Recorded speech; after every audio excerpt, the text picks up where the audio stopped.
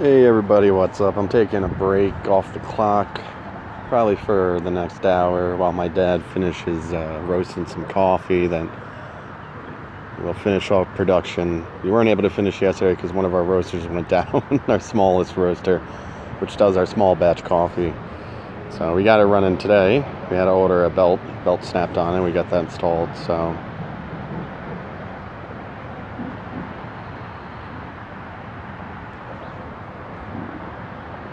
Oh, nice.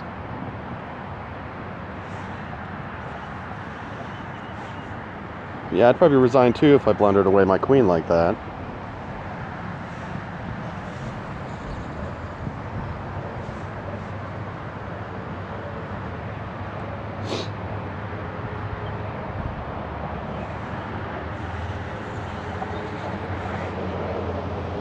This is what I was thinking for the next move.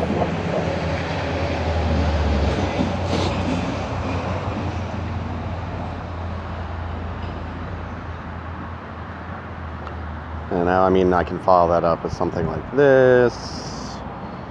Just come here. I'd give check. He'd have to come here with his bishop, and then I'd have check again. He would have one escape.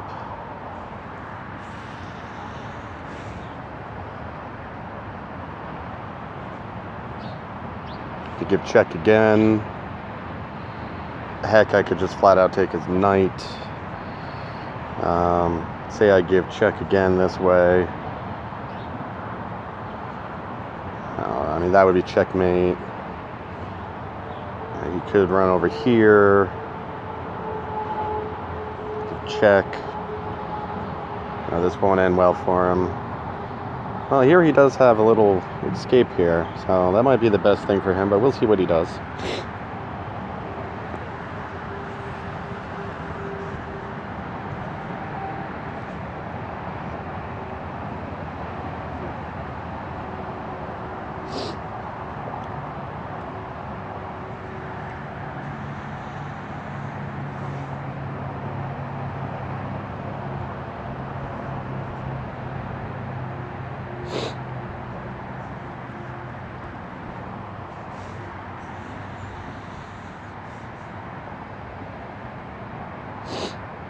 Yeah, that's a good move. That makes sense. I like this, because I'm attacking that bishop, and I'm defending my bishop. The only problem is that breaks the defense on my knight. So he'd be able to pick up my knight, so let's not do that. I really didn't want to do this, but it might be my best move.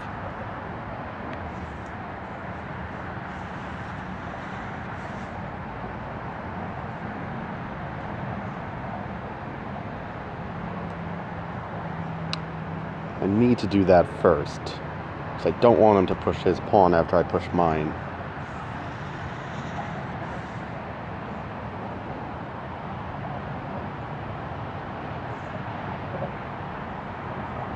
I'm fine with that.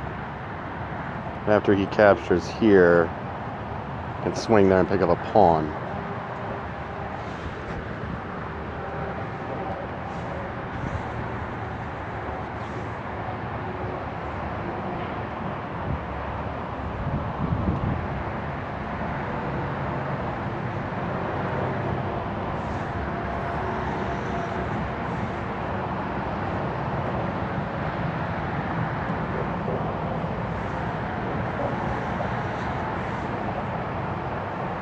I'm going to try for a stalemate. When you try for a stalemate, you got to lock up any free pawns, so you're limited to just moving your king, and then try to get into a stalemate position. It certainly won't be easy, and I probably won't be able to pull it off in that game. Considering in trying to lock up my pawns, he might be able to pass another one and get another queen. But such is life, if you will. Okay.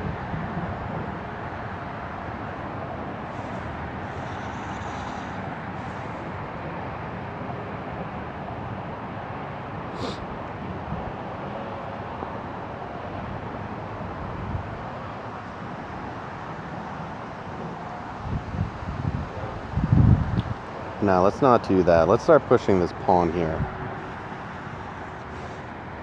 Try to make something with that happen.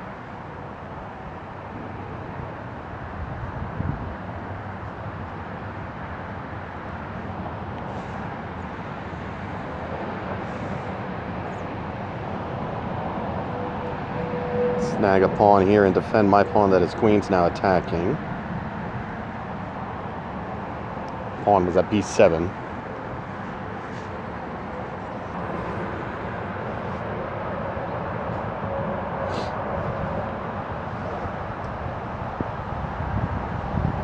So now I can attack the queen.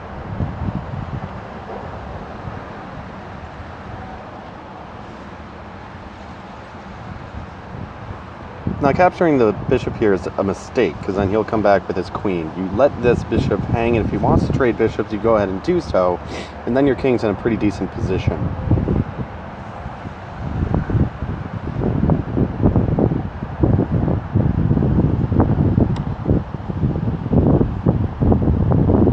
You know, I think I'm going to bring my rook over just to be on the safe side, because now I could actually take his knight with my bishop if I'd like, and then pushing my pawn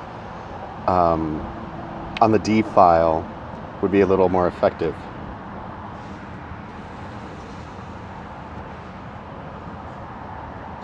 I'm going to lock up that pawn there.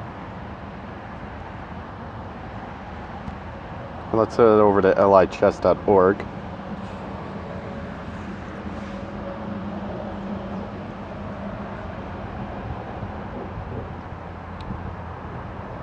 So this is a situation where castling queenside is probably going to be a better idea,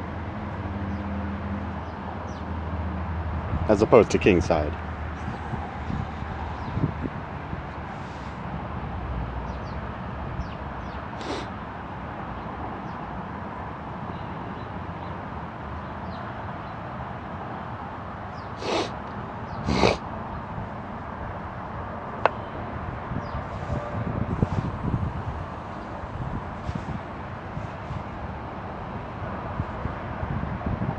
He drops his queen in. All right.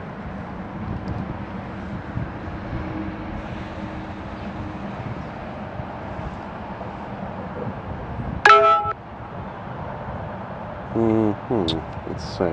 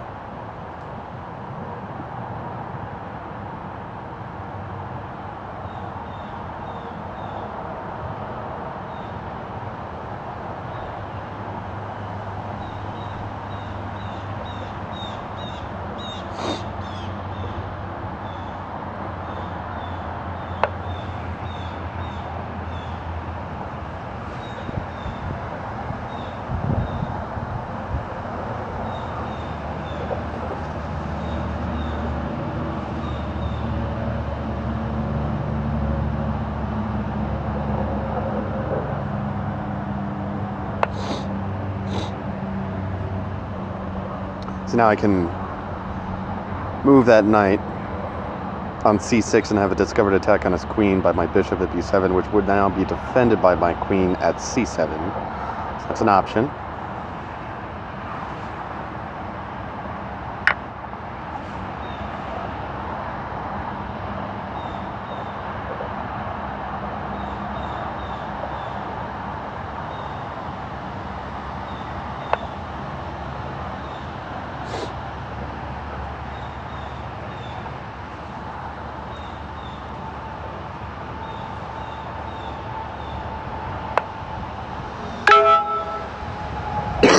I'm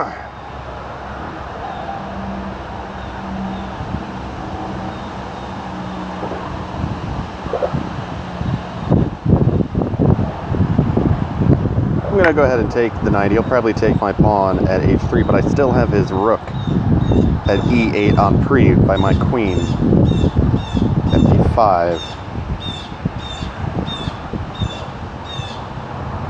I'd also give a nice check.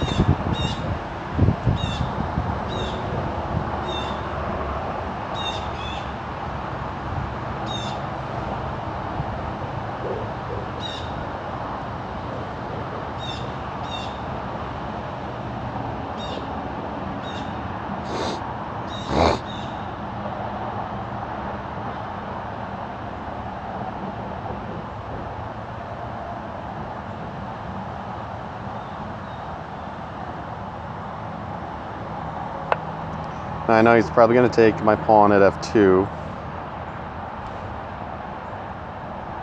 See, if he takes it with the knight, that could be a problem. I got a better idea. There we go. That defends the bishop and defends f2.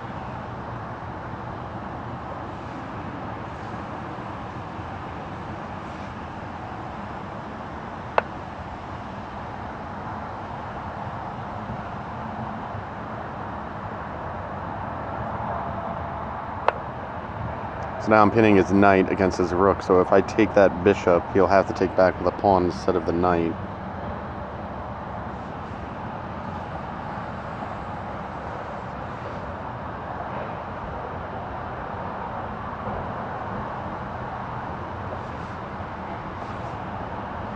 This is a slightly under-tempo pawn move, so I'll do one as well, in anticipation of moving my other pawn on the f-file to f4. Then if I have an exchange, at least I don't have an isolated pawn at e4.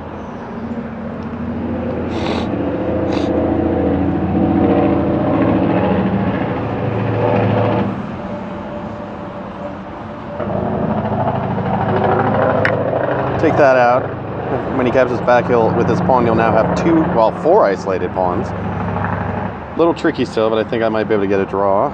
Or maybe a win if I really play it right, but that's going to be pretty difficult.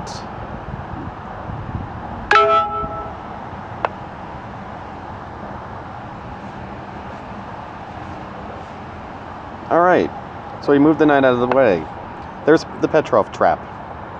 See, the knight moving results in a discover check on his king with my queen, and it attacks his queen, and if he decides to interpose with his queen at e7, my knight's got that square covered. So I effectively won his queen.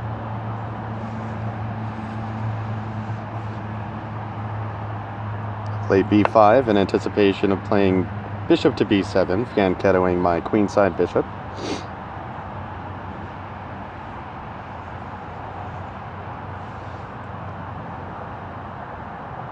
It's a pretty good move, actually.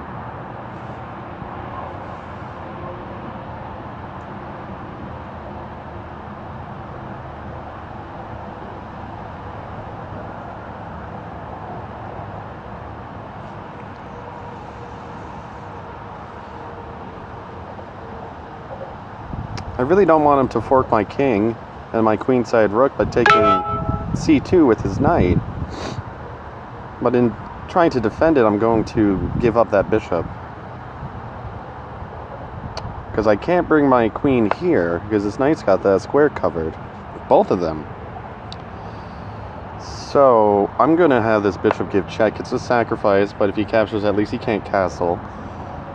When you sacrifice a 3-point piece like a bishop or a knight, you can do so if you can take away your opponent's ability to castle. Castling is pretty much 3 moves in one. So a 3-point piece sacrifice for taking away that 3 moves in one ability is not a bad idea.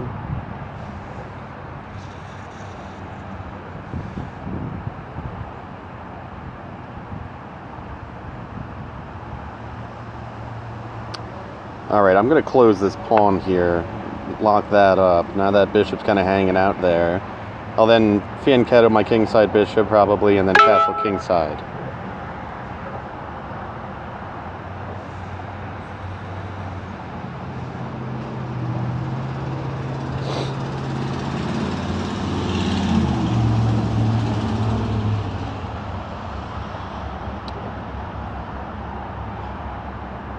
I'm going to take a chance here, and I'm going to threaten mate in 1. Queen takes g7. Bishop's got it supported.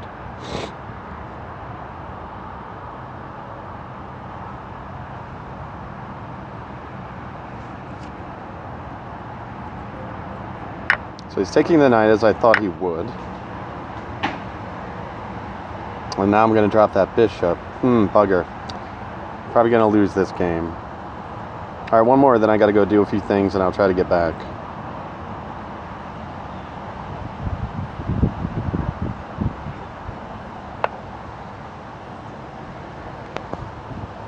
Be right back.